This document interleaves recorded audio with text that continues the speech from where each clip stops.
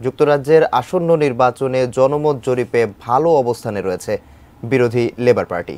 কিছুটা চাপে আছেন ক্ষমতাসীন কনজারভেটিভরা।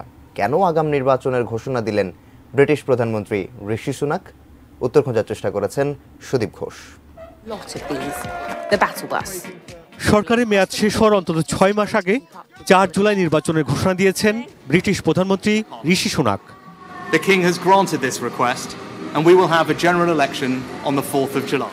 কিন্তু প্রশ্ন উঠেছে, হার নিশ্চিত জেনে হঠাৎ কেন আগাম নির্বাচনের ঘোষণা দিলেন তিনি?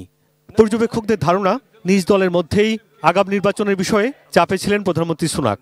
উপপ্রধানমন্ত্রী অলিভার ডাউডেন সহ বেশ কয়েকজন নেতা মনে করেন, নির্বাচন যত বিলম্বে হবে কনজারভেটিভ সরকারের উপর থেকে ভোটারদের আস্থা কমতে পারে, আর এতে করে ক্ষমতাসীনদের ঝুঁকি আরও বাড়বে।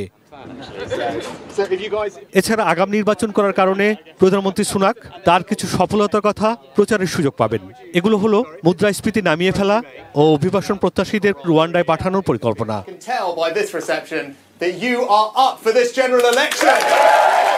তবে ব্রেক্সিট পরবর্তী অর্থনীতি পুনরুদ্ধারের চেষ্টায় ঋষি সুনাকের সাফল্য নিয়েও প্রশ্ন রয়েছে।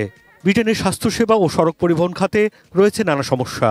কনজারভেটিভ পার্টি ১৫ বছরের শাসনামলে কৃচ্ছের নীতি অবলম্বন করা হয়েছে, যাতে সরকারি ব্যয় কমাতে নাগরিক সেবা কমেছে, বেড়েছে করের বোঝা ও বৈষম্য। এমন পরিস্থিতিতে নির্বাচনের প্রচারে লেবার পার্টি সহ অন্যরা বলছেন পরিবর্তন দরকার। For a government to leave after 14 years our country with living standards worse than when they started is absolutely unforgivable. গত ২ মে অনুষ্ঠিত স্থানীয় সরকার নির্বাচনে ভরাডুবি হয় ঋষি সুনাকের কনজারভেটিভ পার্টির। এতে লেবার পার্টির আত্মবিশ্বাস বেড়েছে।